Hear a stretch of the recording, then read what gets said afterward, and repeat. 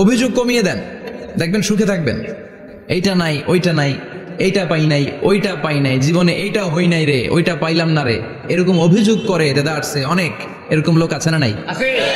এরা অসুখী, এরা অসফল। সফল ব্যক্তিদের একটা গুণাবলী হচ্ছে এরা কমপ্লেইন করে কম, কমপ্লেইন করে কম, তারা শুকরিয়া করে বেশি। দে আর ভেরি গ্রেটফুল, তারা শুকরিয়া করে বেশি। এটা পাই নাই, ওইটা পাই নাই এগুলো বলবেন না, কারণ আপনি যেটা পাইয়া খুশি না, অনেকে এইটা পাওয়ার জন্য সংগ্রাম করে যাচ্ছে। আপনি এখন যেই জায়গাটাতে আছেন, এই জায়গাটাতে পৌঁছা অনেকের স্বপ্ন। আপনি এটা পেয়ে খুশি না, কিন্তু আপনার জায়গায় পৌঁছার জন্য অনেকে স্ট্রাগল করে যাচ্ছে, সংগ্রাম করে যাচ্ছে। আপনি যেই পজিশনে আছেন, শুধু এই পজিশনে আসাটাই অনেকের স্বপ্ন। তো শুকরিয়া করবেন না কেন? এজন্য সবসময় আমাদের বেশি বেশি শুকরিয়া করতে হবে কার? রব্বুল আলামিন বলেন, কুল লাউ কানাল বাহরু মিদাদাল লিকালিমাতি রাব্বি লানাফিদাল বাহরু ক্বাবলা আন তানফাদা কালিমাতু রাব্বি ওয়ালাউ জিনা বিমিসলিহি মাদাদা। সাগরের জলকে কালি করে, গাছের পাতাকে খাতা করে, তোমার মহিমা লেখা শেষ হবে না, যদিও লিখি প্রভু জীবন ভরে।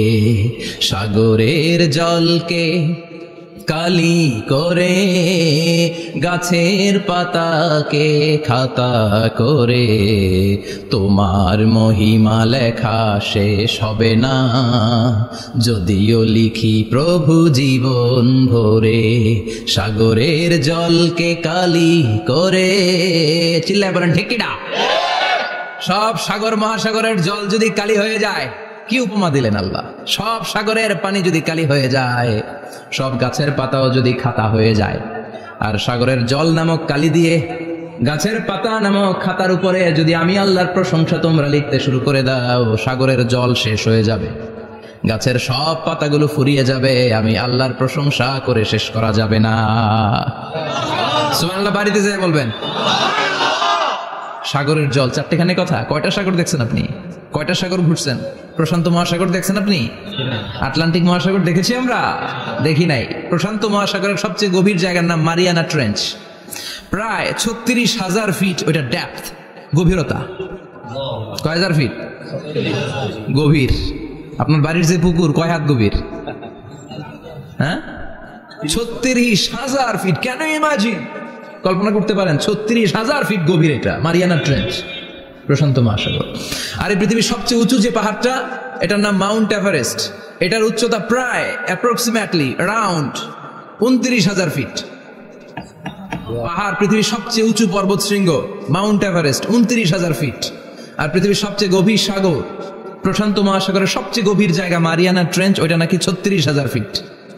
তাহলে ওই পাহাড়কে তুলে ধরে এনে প্রশান্ত মহাসাগরের সবচেয়ে গভীর জায়গা মারিয়ানা ট্রেঞ্চের উপর যদি ছেড়ে দেয়া হয়, পুরো পাহাড় ডুবে যাবে। সুবহানাল্লাহ নাই? পুরো পাহাড় ডুবে যাবে, উপরে পানি থেকে যাবে প্রায় 7,000 ফিট। আল্লাহু আকবার। এই পৃথিবীর দ্বিতীয় গভীরতম সাগরের নাম আটলান্টিক মহাসাগর। এই সাগরের সবচেয়ে গভীর জায়গার নাম হচ্ছে পুয়ের্টো। এই পুয়ের্টো গভীরতা প্রায় 33,000 ফিট। কত? আর সবচেয়ে বড় পাহাড় 29,000 ফিট। তো এই সাগরেও যদি বড় পাহাড়টা, পৃথিবীর সবচেয়ে উঁচুতম পর্বত শৃঙ্গকে এনে ছেড়ে দেয়া হয়, পুরো পাহাড় পানিতে তলিয়ে তো যাবেই, এর উপরে আরো পানি থেকে যাবে 4,000 ফিট। সাগর, মহাসাগর, পানি বেশি না কম? জোরে বলেন। কি বিশাল আটলান্টিক মহাসাগর! লম্বায় তো অনেক বড়, আড়াআড়ি ভাবে এটারে ক্রস করে অনেক প্লেন, অনেক বিমান। আগে কনকর্ড ক্রস করতো হিথ্রো এয়ারপোর্ট থেকে জন এফ কেনেডি এয়ারপোর্টে ল্যান্ড করার জন্য। ঘন্টায় 1000 মাইল বেগে ছুটতো এই প্লেনগুলো। তারপরেও আড়াআড়ি ভাবে, লম্বায় না, আড়াআড়ি ভাবে আটলান্টিক মহাসাগরকে ক্রস করতে 3-4 ঘন্টা লেগে যেত। প্লেন যদি ঘন্টায় চলে 1000 মাইল বেগে, আর আটলান্টিক মহাসাগরের পাশ যেটা প্রশস্ত, এটা ক্রস করতে যদি 3 ঘন্টা লাগে, তাহলে পাশে কয় হাজার কিলোমিটার? 3000 কিলোমিটার। সুবহানাল্লাহ কইবেন না? এত বিশাল বিশাল সাগর। সাগর কি, মহাসাগর কি এই দুইটা? যে প্রশান্ত আর আটলান্টিক? না, ভারত মহাসাগর, উত্তর মহাসাগর, দক্ষিণ মহাসাগর, বঙ্গোপসাগর, কৃষ্ণ সাগর, ভূমধ্য সাগর, লোহিত সাগর, চায়না সাগর, শত শত সাগরে ভরপুর মহাবিশ্ব। এই সব সাগরের পানি যদি কালি হয়ে যায়, কি হয়ে যায়? আর পৃথিবীতে যত গাছ আছে সব গাছের পাতা যদি খাতা হয়ে যায়, গাছ কয়টা আছে কুমিল্লায়? হ্যাঁ, অভাব নাই। তো কুমিল্লাতেই যদি অভাব নাই, তাহলে আফ্রিকার জঙ্গলের কি অবস্থা? কি পরিমাণে গাছ, বৃক্ষরাজি আল্লাহ তৈরি করেছেন। এই সব গাছের পাতা যদি এরকম খাতা হয়ে যায়, আর এই সাগরের জল নামক কালি দিয়ে যদি এই খাতায় আল্লাহর জিকির লিখতে শুরু করেন, প্রশংসা লিখতে শুরু করেন, গাছের পাতাও শেষ, সাগরের পানিও শেষ, শেষ হবে না আল্লাহর জিকির আর প্রশংসা করেন। আল্লাহু আকবার। এজন্য সব সময় প্রশংসা করতে হবে একজন সত্তার, তিনি কে? সে আল্লাহ বললেন, হুয়াল আউয়ালু ওয়াল আখিরু ওয়াজ যাহিরু ওয়াল বাতিন ওয়া হুয়া বিকুল্লি শাইইন আলিম। আল্লাহ বললেন, আমার প্রশংসা করবি না কেন? আমি সবার প্রথমে, আমি সবার শেষে, আমি প্রকাশ্যে, আমি গোপনে। কার কথা? আল্লাহ। প্রথমে কে? আল্লাহ। জোরে বলেন, আল্লাহ।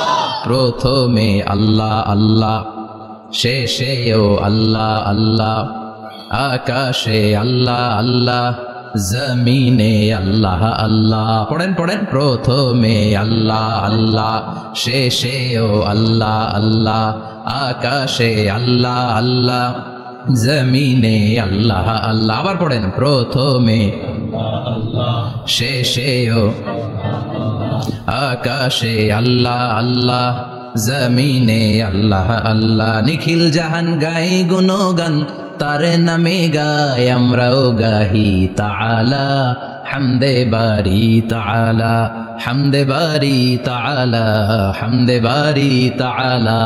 পড়েন আল্লাহু আকবার।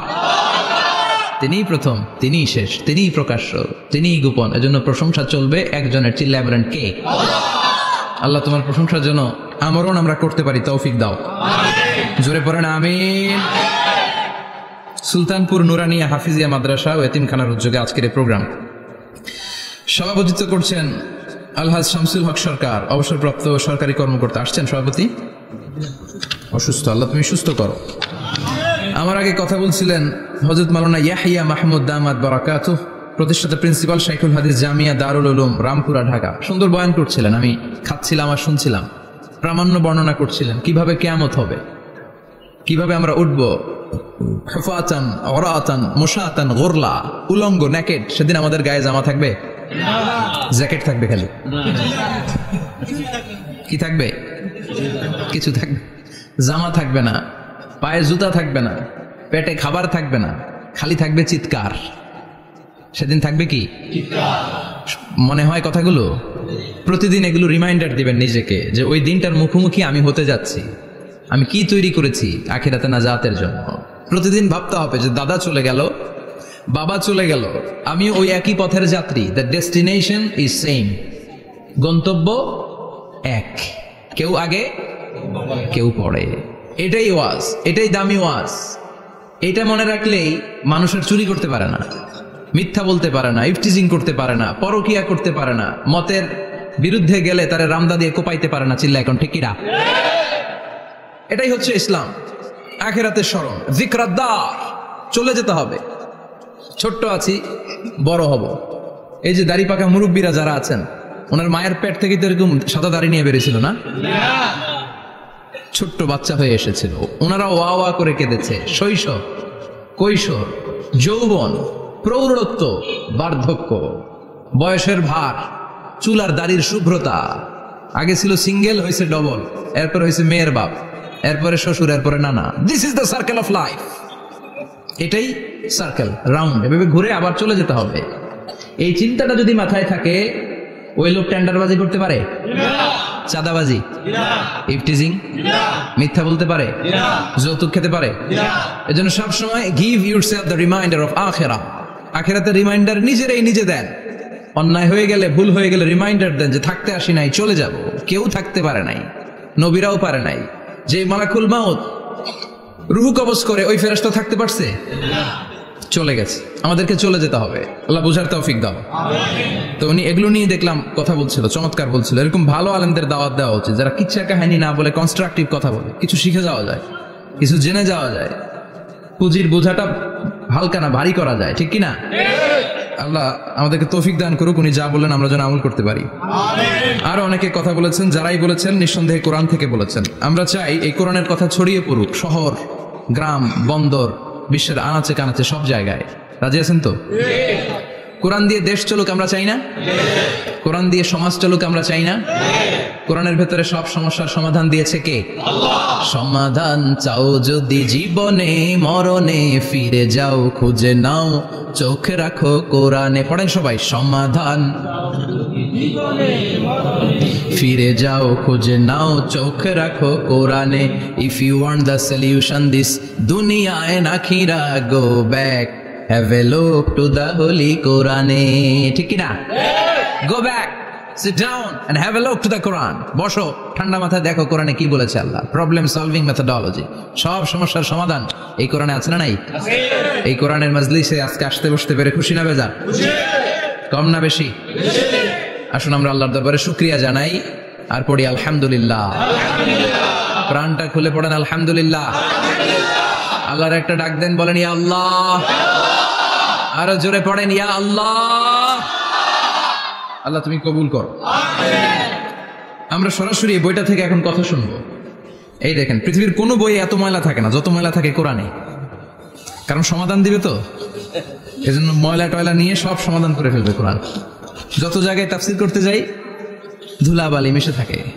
কোরআন for not your bookshelf, Quran is for yourself. Quran আপনার বুক সেলফের জন্য না, কোরআন আপনার জন্য। আমরা বুক সেলফে রাখি, তাও নিচের থাকে না উপরের থাকে, যাতে কেউ নাগাল না পায়। এরকম ডাকাইতে আছে না নাই?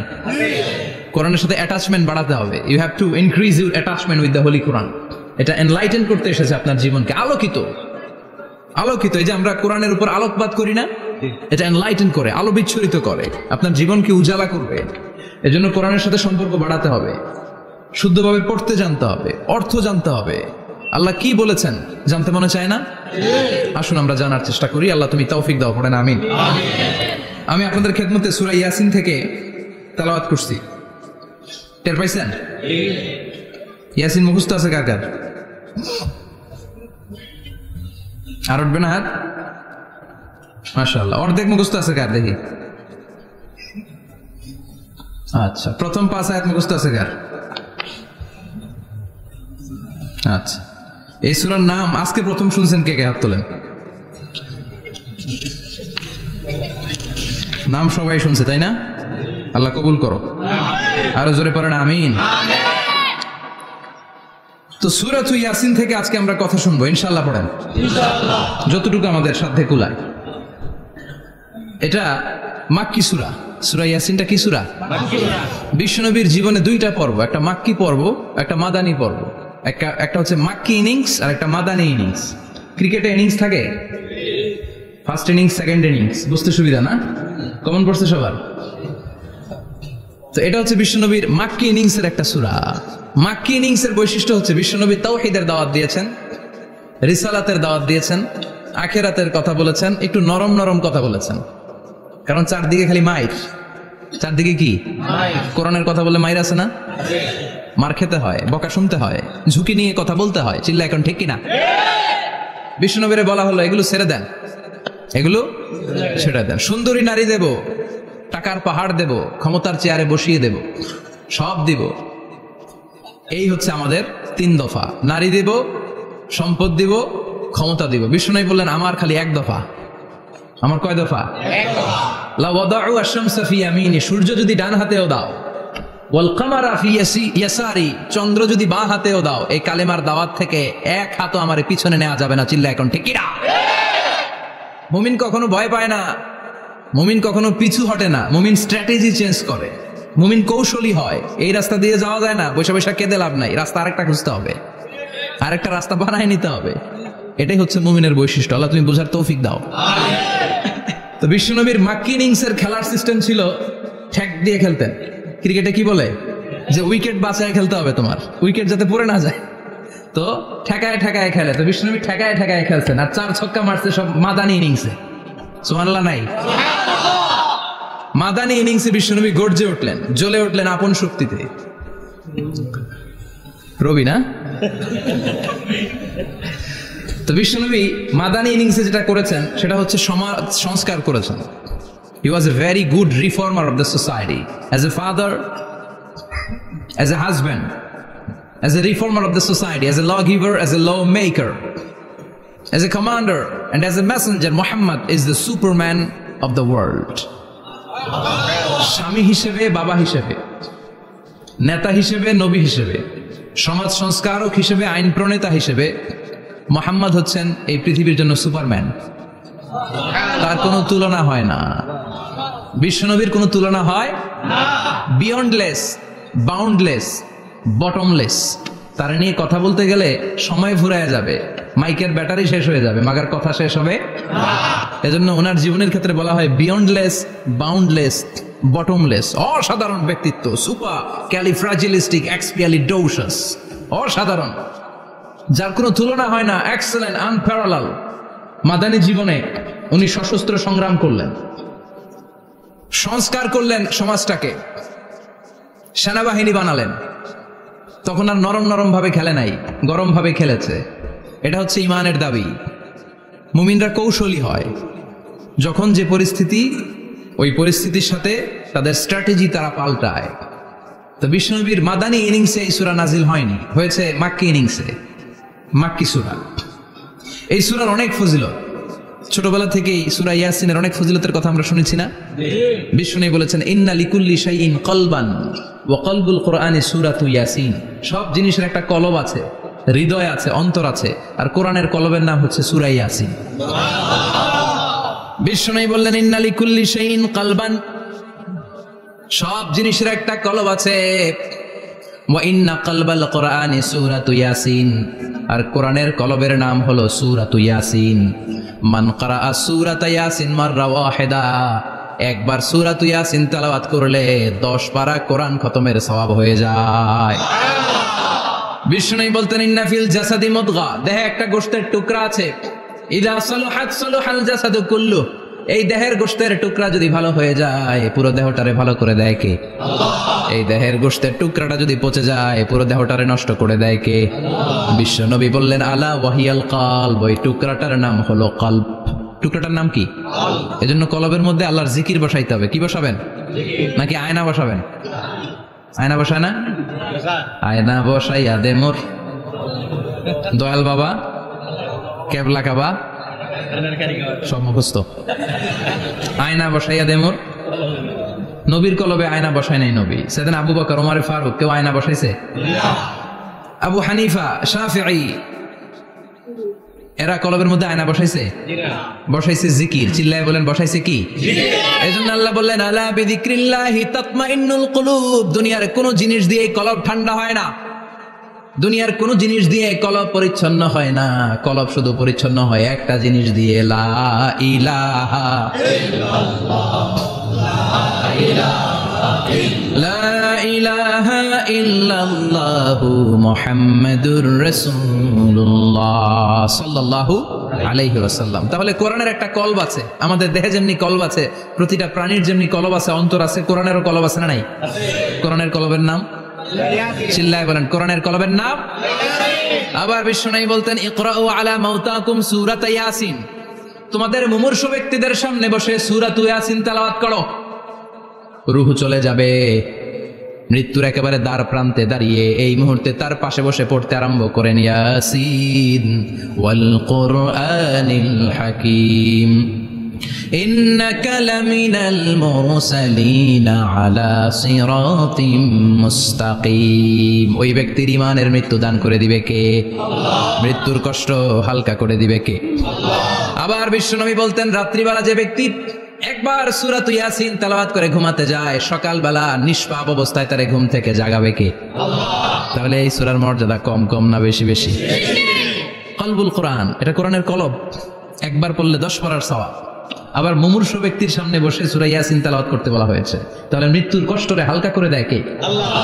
আবার রাত্রিবেলা সূরা ইয়াসিন তেলাওয়াত করলে সকালবেলায় নিষ্পাপ বানায় দেয় কে? আল্লাহ। মনে থাকবে? কোরআনের কলবের নাম কি? ভুলে যাবেন না তো? বেশি বেশি তেলাওয়াত করতে রাজি আছেন? সকাল সন্ধ্যা তেলাওয়াত করবেন তো?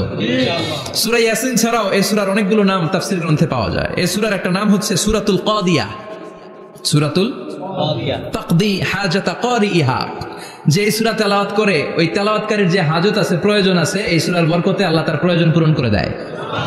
আমাদের জীবনে প্রয়োজন আছে না নাই? কার কাছে চাইবো? বিপদে পড়লে কারে বলবো? আমরা বিপদে পড়লে প্রথমে শেয়ার দেই ফেসবুকে। কোথায় শেয়ার? আগে শেয়ার দিব কার কাছে? মনে থাকবে? বিপদে পড়লে ফেসবুকে শেয়ার দিব না, বন্ধুরে শেয়ার করব না, বউয়ের কাছেও পরে শেয়ার করব, আগে শেয়ার করব কার কাছে? মনে থাকবে? এজন্য বিশ্বনবী বলতেন এই সূরার নাম সূরাতুল কাদিয়া, মানুষের হাজত পূরণ করে দেয়। এই সূরা তেলাওয়াত করে যদি আপনি আল্লাহর কাছে কোনো বিপদ থেকে পানা চান অথবা কোনো প্রয়োজন নিয়ে দোয়া করেন, সূরার বরকতে প্রয়োজনটা পূর্ণ করে দেয় কে? কেউ যেটা পারে না পারে কে? কেউ যেটা দেয় না দেয় কে? কেউ যেটা শোনে না শুনে কে? তাহলে পেলাম সূরাতুল কাদিয়া। আরেকটা নাম আছে সূরার, সেটা হচ্ছে সূরাতুল আযীমা, সুমহান সূরা। কি সূরা? সুমহান, আযীমা। এই আযীম আর আযীমা এই শব্দ দুইটা অনেক দামি, আল্লাহ যে কোনো জায়গায় ব্যবহার করেন নাই। বিশ্বনবীর চরিত্রের উপমা দিতে যে আল্লাহ আযীম শব্দ বলেছেন, তাই না? রব্বুল আলামিন বলেন ওয়া ইন্নাকা লাআলা খুলুকিন আযীম। ও নবী, সাধারণ কোন চরিত্র আপনারে আমি দেই নাই, আপনারে আমি দিয়েছি আযীম একটা চরিত্র, খুলুকুন আযীম। And verily indeed you are on a very good standard of character. অসাধারণ চরিত্র দিয়েছে। বিশ্বনবীর চরিত্র বুঝাতে যে আল্লাহ কি শব্দ ব্যবহার করেছেন? কথা বলে না, তাফসীর শিখে যেতে হবে।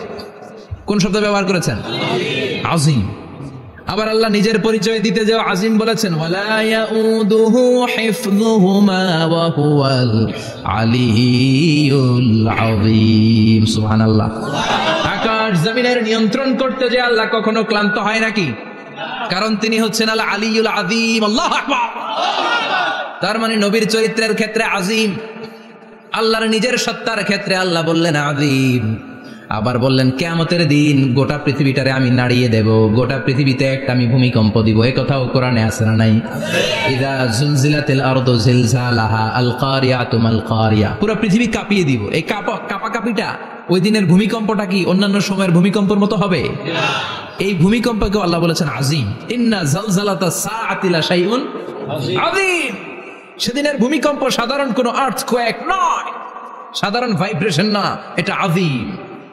আবার আল্লাহ কোরআনকেও আযীম বলেছেন, ওয়ালাকাদ আতাইনাকা সাবআম মিনাল মাসানি ওয়াল কুরআনাল আযীম। ও নবী, আমি আপনার নিত্য পাঠনীয় সপ্তবাক্য সূরাতুল ফাতিহা দিয়েছি, সাথে সাথে কোরআনে আযীম দান করেছি। সুবহানাল্লাহ। তার মানে কোরআনের ক্ষেত্রে আযীম, কিয়ামতের ভূমিকম্প এটা আযীম। আল্লাহ নিজেও আযীম, বিশ্বনবীর চরিত্র। আবার এই সূরাটাও যেহেতু দামি, এজন্য এই সূরার নাম সূরাতুল আযীমা, সূরাতুল সুমহান সূরা। এটা যেন তেন সূরা নয়, এটা তো কোরআনের কলব। কলব ছাড়া মানুষ বাঁচে? হার্ট ফাউন্ডেশনে যেয়ে দেখবেন মানুষের কি অবস্থা। হৃদরোগ, হৃদয় যার নষ্ট, তার যে কত কষ্ট। এই যে কি পরানো লাগে এখন? রিং পরায়, এনজিওগ্রাম, এনজিওপ্লাস্টি করে আর্টারি ব্লক করে ফেলে। চর্বি, এত চর্বি আমরা খাই, এত গরুর গোশত আমরা খাই। মনে রাখবেন, যেই প্রাণীর পা বেশি ওইটার ভিতরে কোলেস্টেরল বেশি। মাছের কয় পা? হ্যাঁ, নাই, এখানে নাই, মাছের পাটা নাই, কোলেস্টেরল নাই। মুরগির কয় পা? জোরে বলতে হবে। তার মানে কিছু কোলেস্টেরল আছে না নাই? গরুর কয় পা? কোলেস্টেরল বেশি না কম? এইবার কোন চিংড়ির কয় পা? সবচেয়ে বেশি কোলেস্টেরল কন্টেইন করে শ্রিম্প, প্রন, চিংড়ি। এজন্য এগুলো কম খাইতে হবে। তবে 40-এর আগে যারা আছেন ধুমায়া খান, 40-এর পরে এই যে মাটন, ল্যাম্প, ছাগলের গোশ, খাসির গোশ, চিংড়ি, এগুলো আপনার ডায়েট থেকে বাদ দিয়ে দিতে হবে। বুঝতে পেরেছেন? এজন্য এই সূরাটা যেন তেন সূরা নয়, এটা তো কোরআনের কলিজা, হার্ট, হৃদয়। এজন্য সূরাটা সূরাতুল আযীমা। সুবহানাল্লাহ পড়েন। তার মানে 1 নম্বরে পেলাম সূরাতুল কাদিয়া, 2 নম্বরে পেলাম সূরাতুল আযীমা, 3 নম্বরে সূরার আরেক নাম হলো সূরাতুল মুইম্মা। সূরাতুল মুইম্মা। মুইম্মার 2 অর্থ। এক অর্থ হচ্ছে এটার বরকতটা আম, সবার জন্য, যেই পড়ে সেই বরকত পায়, এজন্য মুইম্মা। আবার মুইম্মার আরেক অর্থ হচ্ছে যেই সূরা শত্রুকে অন্ধ করে দেয়। কি করে দেয়? এই সূরার প্রথম 9টা আয়াত যদি বিপদে পড়ে, শত্রুর কবলে পড়ে আপনি তেলাওয়াত করেন, শত্রুর চোখটারে অন্ধ করে দিবে কে? আল্লাহ। বিশ্বনবী মক্কা থেকে যখন মদিনায় যায়, হিজরতের সময় বিশ্বনবী সূরাতুল ইয়াসিনের প্রথম 9টা আয়াত তেলাওয়াত করলেন। তেলাওয়াত করে আল্লাহর নাম নিয়ে ঘর থেকে বের হলেন, আশেপাশে কাফেররা ঘুরে কিন্তু বিশ্বনবীরে দেখে না, সবাই খেলে এরকম এরকম করে, ডানে বায়ে হাতায় বিশ্বনবীর সামনে দিয়ে যায়, কিন্তু কাফেরদের চোখ অন্ধ করে দিয়েছে কে? এজন্য কোরআন তেলাওয়াত করলে কাফেরদের চোখকে অন্ধ বানায় দেয় কে? এজন্য সূরার একটা নাম হচ্ছে সূরাতুল মুইম্মাহ। কি নাম? অন্ধ করে দেয়। তাফসিরে কুরতুবীর মুসান্নিফ ইমাম আল কুরতুবী, উনাকে জালিম বাদশা বন্দী করেছিল। ওনার তাফসিরে এসেছে উনি শক্তিশালী লোক ছিলেন, জেলখানা ভেঙে বাঁচার জন্য দিছে দৌড়। উনারেও ধরার জন্য জালিম বাদশার সৈনিকেরা ঘোড়া নিয়ে রওনা হয়েছে, উনিও দৌড়ায়, ঘোড়াও পেছন থেকে আসে। ওমিয়া মানুষ কি ঘোড়ার দৌড়ের সাথে পারে? উনি হাঁটতে হাঁটতে হয়রান হয়ে এক বালুর ময়দানে যে ধপাস করে পড়েছেন। ওরাও ঘোড়া দিয়ে এসে নেমেছে, কিন্তু আজীব তামাশা, উনি বালুতে ধপাস করে পড়েই সূরা ইয়াসিনের প্রথম 9 আয়াত তেলাওয়াত করতে শুরু করেছেন। ওরা নিচে নেমে ডানে বায়ে সামনে পিছনে খালি খুঁজে, কিন্তু দেখে না, সামনে কিন্তু বসা। ওদের চোখটা অন্ধ করে দিছে কে? বিশ্বাস হয়? ঈমান হয়? এজন্য বিপদে পড়লে সূরা ইয়াসিনের প্রথম 9 আয়াত পড়তে রাজি আছেন? আল্লাহ তুমি তৌফিক দাও। আর জোরে পড়েন আমিন। এজন্য আল্লাহ চমৎকার ভাবে এই সূরাটা শুরু করে দিলেন, 2টা কাটা অক্ষর দিয়ে আল্লাহ বললেন ইয়াসিন ওয়াল কুরআনিল হাকীম ইন্নাকা লামিনাল মুরসালিন আলা সিরাতিম মুস্তাকিম। পড়েন সুবহানাল্লাহ। ইয়াসিন সূরাটা শুরু করলেন কি দিয়ে? এটা কি কোনো বাক্য? এটা কি কোনো শব্দ? এটা কি অক্ষর? 2টা। প্রথম অক্ষরের নাম, দ্বিতীয়টা আওয়াজ করে বলেন, প্রথম অক্ষরটার নাম, দ্বিতীয়টা। খুব চমৎকার না? বাক্য দিয়ে এই সূরাটা শুরু করে নাই। যেমন ইযা জুলজিলাতিল আরদু জিলজালাহা, এই সূরার প্রথম আয়াত, এটা একটা বাক্য না? জি। আচ্ছা। ওয়াদ-দুহা ওয়াল-লাইলি ইযা সাজা, বাক্য না? কিন্তু ইয়াসিন এটা কি কোনো বাক্য? এটা কি কোনো শব্দ? না, এটা কাটা 2টা অক্ষর। সুবহানাল্লাহ পড়েন। আল্লাহ 114টা সূরার প্রায় 29টা সূরা এরকম কাটা কাটা অক্ষর দিয়ে শুরু করেছেন। সুবহানাল্লাহ নাই? এই 29টা সূরা কখনো আল্লাহ একটা অক্ষর দিয়ে শুরু করেছেন, কখনো 2টা অক্ষর দিয়ে, কখনো 3টা দিয়ে, কখনো 4টা দিয়ে, কখনো 5টা দিয়ে। একটা অক্ষর দিয়ে আল্লাহ কোরআনের সূরা শুরু করেছেন। এরকম একটা সূরা বলেন, নুন ওয়াল কলামি ওয়া মা ইয়াসতুরুন। নুন, নুন দিয়ে সূরা শুরু হয়ে গেছে। তারপরে কফ, এক অক্ষর দিয়ে সূরা শুরু হয়ে গেছে। সুবহানাল্লাহ পড়েন। সুবহানাল্লাহ। এবার বলেন 2 অক্ষর দিয়ে সূরা শুরু হয়েছে, এরকম সূরা বলেন। আমিন। এত দূরে যান কেন? এটা আছে না নাই? ইয়াসিন। সুবহানাল্লাহ পড়েন। ইয়াসিন 2 অক্ষর দিয়ে। তারপরে হামিম। এবার 3 অক্ষর দিয়ে আল্লাহ সূরা শুরু করছেন, এরকম আলিফ লাম তাসিন মিম।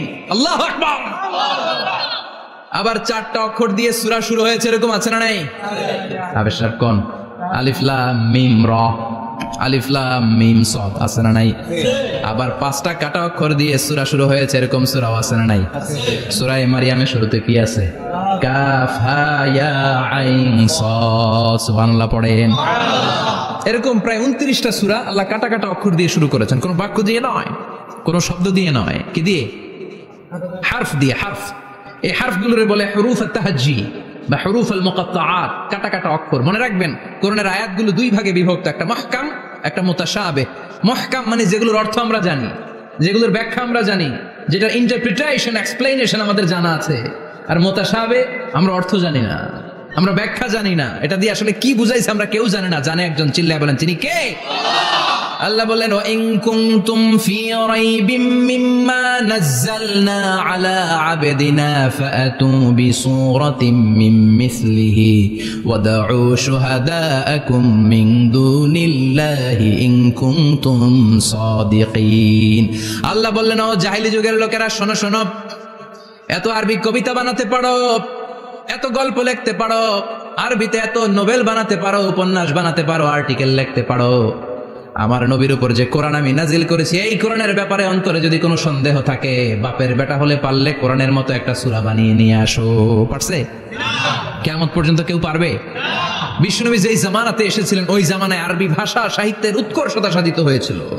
আরবি ভাষার এতটা উৎকর্ষ পৃথিবী কখনো দেখে নাই। কবিতা, গদ্য, পদ্য, গল্প, উপন্যাস, রচনা, প্রবন্ধ, আর্টিকেলের সয়লাভ। এই ভাষা সাহিত্যিকদের চোখে আঙ্গুল দিয়ে আল্লাহ বুঝাতে চাইলেন, এত অর্থ করতে পারো, এত ব্যাখ্যা জানো, এত বড় বড় বুলিয়া ওড়াও, এত কিছু তুমি জানো, তাহলে বলো ইয়াসিন অর্থ কি? সুবহানাল্লাহ কইবেন না? তাইলে বল নুন অর্থ কি, কফ মানে কি, আলিফ লাম রা মানে কি? ফাবুহিতাল্লাযী কাফার। কেউ জানে না, কেউ উত্তর দিতে পারে না। কোন সুবহানাল্লাহ। এটা কোরআনের মুজিজা, এটার অর্থ কেউ জানে না। আর এগুলোর অর্থ নিয়ে খোঁচাখুচি করাও ঠিক না। তবে মুফাসসিরিন ইকরাম এগুলোর কিছু অর্থ সম্ভাব্য বলার চেষ্টা করেছেন। যেমন ইয়াসিনের অর্থ ইবনে আব্বাস বলেছেন এর অর্থ হতে পারে ইয়া ইনসান, হে মানুষ। সুবহানাল্লাহ পড়েন। কেউ কেউ বলেছে এটার অর্থ হতে পারে ইয়া সাইয়্যিদ আল মুরসালিন। কেউ কেউ বলেছেন ইয়াসিন হতে পারে ইসমুল্লাহ, আল্লাহর নাম। কেউ বলেছেন এটা হতে পারে ইসমুন লিন নবী, বিশ্ব নবীর নাম। আবার কেউ কেউ বলেছেন ইয়াসিন হতে পারে এই কোরআনে কারিমের একটা নাম। কোন সুবহানাল্লাহ। এই সম্ভাব্য সব কথাগুলো বলে পৃথিবীর সব মুফাসসিররা বলতে বাধ্য হয়েছেন আল্লাহু আ'লামু বিমুরাদিহি বিহি। এটার দ্বারা আসল অর্থ যে কি এটা আমরা কেউ জানি না। জানে কে? আল্লাহ। চিৎকার করে বলতে হবে জানে কে? তাহলে ইয়াসিন মানে আমরা জানি না। ইয়াসিনের অর্থ আমরা ছেড়ে দেব কার উপর? এরপর আল্লাহ বললেন ওয়াল কোরআনিল হাকিম, প্রজ্ঞাময় বিজ্ঞানময় কোরআনের শপথ। ওয়াল কোরআনিল হাকিম, বিজ্ঞানময় প্রজ্ঞাময় কোরআনের শপথ বা কসম। ওয়াল কোরআনিল হাকিমে যে ওয়া, এই ওয়াটারে আরবিতে বলে ওয়া আল কাসামিয়া। কি বলে? ওয়া আল কাসামিয়া। কসম কাটার জন্য আল্লাহ এই ওয়া ব্যবহার করেছেন। যত জায়গায় কোরআনে আল্লাহ কসম কেটেছেন ওই কসমের শব্দটার আগে ওয়া আছে না নাই? ও মিয়া, কোরআনে আল্লাহ সময়ের শপথ করেছেন, কসম কেটেছেন, যুগের কসম কেটেছেন। যুগের সময়ের আরবি হলো আল্লাহ আসর। এই আসরের আগে ওয়া আছে না নাই? কি বলছে আল্লাহ? ওয়াল আসর, ওয়াল। আবার তিন ফলের কসম আল্লাহ কোরআনে কেটেছেন। কি বলেছেন? ওয়াত্তিন মানে তিনের কসম। জাইতুনের কসম কেটেছেন, বলেছেন ওয়াজ জাইতুন। তুর পাহাড়ের কসম কেটেছেন, বলেছেন ওয়াতুর সিনিন। যত জায়গায় কসম তত জায়গায় ওয়াও আছে না নাই? পাহাড়ের নামে কসম কেটেছেন, আল্লাহ বলেছেন ওয়াতুর। সূর্যের নামে কসম কেটেছেন, আল্লাহ বলেছেন ওয়াশ-শামসি ওয়া দুহাহা। সুবহানাল্লাহ কইবেন না? ফজরের নামে কসম কেটেছেন, কি বলেছেন? ওয়াল ফাজর। জিলহজ মাসের প্রথম 10 রাতের কসম কেটেছেন, কি বলেছেন? ওয়া লায়ালিন আশর। জোর আর বেজরের কসম কেটেছেন, আল্লাহ বলেছেন ওয়াশ-শাফা'i ওয়াল ওয়াতর। সূরা ইয়াসিনে কাটা কাটা দুইটা অক্ষরের পরে রব্বুল আলামিন কোরআনের কসম কেটেছেন। এজন্য আল্লাহ বলেছেন ইয়াসিন ওয়াল কোরআনিল হাকিম। ইয়াসিন ওয়াল কোরআনিল হাকিম, প্রজ্ঞাময় বিজ্ঞানময় কোরআনের শপথ। কোরআনের মধ্যে বিজ্ঞান আছে না নাই? বেশি না কম? বিশ্বাস হয় না? নাস্তিকের কথা বিশ্বাস হয়? নাস্তিকরা বলে কোরআনের মধ্যে বিজ্ঞান নাই, কোরআনের মধ্যে সায়েন্স নাই, কোরআনের ভেতরে টেকনোলজি নাই। কিন্তু কোরআন বলে এমন কিছু নাই, মানুষের প্রয়োজনীয় এমন কিছু নাই যেটা আমার ভিতরে নাই। আল্লাহু আকবার। আল্লাহ বললেন মা ফাররাতনা ফিল কিতাবি মিন শাই, কিতাবের মধ্যে আমি কিছু বাদ রেখে দেই নাই। ইতিহাসের কথা বলেছি, পাতালপুরীর কথা বলেছি, ঊর্ধ্ব জগতের কথা বলেছি, মহাকাশের কথা বলেছি, cosmology, astrology, geology, zoology, botany, human anatomy, embryology, সব কিছুর কথা কোরআনের মধ্যে দিয়েছে কে? আল্লাহ। কোরআনের ভেতরে মানুষের কথা আছে না নাই? আছে। কোরআনের মধ্যে গাভীর কথা আছে না নাই? গাভীর কথাও আছে। কই আছে? হ্যাঁ, সূরাতুল গাভীর সূরা। সুবহানাল্লাহ কইবেন না? মানুষের কথা আছে সূরাতুল ইনসান, জিনদের কথা আছে সূরাতুল জিন, মাকড়সার কথা আছে সূরাতুল আনকাবুত, মৌমাছির কথা আছে সূরাতুন নাহাল। মৌমাছির কথা বলেছেন, দুধের কথা বলেছেন, প্রাণীর কথা বলেছেন, খাদ্যের কথা বলেছেন, মানুষের দেহ বৈশিষ্ট্যের কথাও বলেছেন। চিৎকার করে পড়েন আল্লাহু আকবার। আল্লাহ বললেন ওয়া আওহা রাব্বুকা ইলান নাহলি আনিত্তাখিযি মিনাল জিবালি বুয়ুতাও ওয়া মিনাশ শাজারি ওয়া মিম্মা ইয়ারিশুন। সুবহানাল্লাহ পড়েন। ওয়া আওহা রাব্বুকা ইলান নাহল, আল্লাহ মৌমাছির কাছে সিক্রেট মেসেজ পাঠিয়েছেন। সুবহানাল্লাহ পড়েন। ওহীকে আরবিতে বলে সিক্রেট মেসেজ। সায়েন্টিফিক আলোচনা শুরু হইতেছে। মনোযোগ আসছে না গেছে? জীবানি ধরছে? হ্যাঁ, মনোযোগ আসছে না গেছে? তাকবীর দেওয়া যাবে? জোরে না আসতে? শুরুতে বিবাহিতরা দেন, এরপরে অবিবাহিতরা দেন, এরপরে সবাই মিলে দেন। বিবাহিত কারা কারা দেখি?